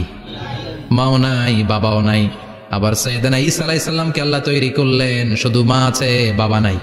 আবার আমাদের সবাইকে আল্লাহ বানালেন, মাও আছে বাবাও আছে, ঠিক কিনা? এরপরে ছোট্ট 1 ফোঁটা নাপাক থেকে আল্লাহ আমাদেরকে বানালেন। এই 1 ফোঁটা বীর্যের মধ্যে যে প্রাণ আছে, এটা দুজন বিজ্ঞানী আবিষ্কার করেছে। লিয়েন হুক মাইক্রোস্কোপ যন্ত্র দিয়ে তারা বীর্যের মধ্যে, স্পার্ম ড্রপের মধ্যে গবেষণা করে পেয়েছে যে ওখানে কি যেন নড়ে। ওই 1 ফোঁটা ড্রপের মধ্যে কি যেন নড়ে। সেখান থেকে ওরা আবিষ্কার করেছে এই স্পার্মের ভেতরে, শুক্রাণুর ভেতরে প্রাণের অস্তিত্ব আছে। 1 ফোঁটা স্পার্মে, 1 ফোঁটা বীর্যের মধ্যে 20 কোটি যদি শুক্রাণু না থাকে, ওই স্পার্ম থেকে আল্লাহ বেবি দেয় না, সন্তান দেয় না। সুবহানাল্লাহ কোন? এজন্য আল্লাহ বললেন, হাল আতা আলাল ইনসানি হিনুম মিনাদ দাহরি লাম ইয়াকুন শাইআম মাযকুরা। ও মানুষ, কেন এত অহংকার করো? নজর করে তোমার জীবনের শুরুটার দিকে একটু তাকাও। কি ছিলা তুমি? 1 ফোঁটা নাপাক পানি, একটা স্পার্ম ড্রপ থেকে এসেছো। ইয়াখরুজু মিন বাইনি সুলবি ওয়াত তারাইব, বাবার পৃষ্ঠদেশ থেকে মায়ের গর্ভদেশের মধ্যে তোমাকে নিয়ে গেল কে? সেখান থেকে ফি যুলুমাতিন সালাস, 3টা প্যাকেট দিয়ে মায়ের পেটের মধ্যে তোমাকে প্রিজার্ভ করলো কে? আল্লাহ প্রত্যেকটা স্টেজ কোরআনে বলে দিয়েছেন। ফি যুলুমাতিন সালাস, 3টা অন্ধকার প্রকোষ্ঠে আল্লাহ আমাদেরকে প্রিজার্ভ করেছেন। মায়ের ফুলের একটা প্যাকেট, মায়ের জরায়ুর একটা প্যাকেট, আবার মায়ের পেটের একটা প্যাকেট। ওই প্যাকেটের ভিতরে পৃথিবীর কোন কবিরাজের কবিরাজি কাজে লাগছে? ডাক্তারের ডাক্তারি কোন কবিরাজ করে খাওয়াইছে? চিল্লায় বলেন, তিনি কে? এরপর আল্লাহ বললেন ফি যুলুমাতিন সালাস, এটা অন্ধকার ছিল। যেই টেম্পারেচারে রাখলে তুমি সুস্থ থাকবা, যেই টেম্পারেচারে রাখলে তুমি আস্তে আস্তে বড় হতে পারবা, সেখানে আমি রাখলাম। সেখান থেকে আমরা হয়ে গেলাম জিমেট, সেখান থেকে জাইগট, তারপরে এমব্রয়ো, তারপরে ফেটাস, ল্যাটার স্টেজ। প্রথমে ছিলাম ইনিশিয়াল স্টেজ, তারপরে ল্যাটার স্টেজ, আমরা বড় হতে লাগলাম। আল্লাহ আমাদেরকে হার্ট দিলেন, সিস্টনিক ডায়াস্টনিক, অলিন্দ নিলয় শুরু হয়ে গেল। রুহুর ফুৎকার আমাদের হৃদয়ে ভরে দিল কে? আল্লাহ আমাদেরকে স্কেলিটন দিলেন, কঙ্কাল, স্পাইনাল কর্ড দিলেন, আমাদের স্কাল দিলেন, মাথার খুলি দিলেন, লাঞ্চ দিলেন, ফুসফুস দিলেন, গল ব্লাডার দিলেন। যেখানে যেটা ঠিক যেমন ভাবে দেয়া দরকার মায়ের পেটে থাকতেই সেটা দিয়ে দিয়েছে কে? আল্লাহ। এরপর 8 মাস আমরা মায়ের পেটে মারে কষ্ট দিলাম। ওই মুহূর্তে আমার মা আমার জন্য যতটা কষ্ট করেছে পৃথিবীর কেউ ওই খবর রাখে না। জোরে কোন ঠিক কিনা? বোঝা হয়ে গিয়েছিলাম, একটা বস্তা। আমরা প্রত্যেকে মায়ের পেটে ছিলাম একটা কি? এই বস্তা নিয়ে আমার মা খেতে যেত, ঘুমাতে যেত। এই বস্তাটা পেটে করে আমার মা রান্না করে রান্না করতো।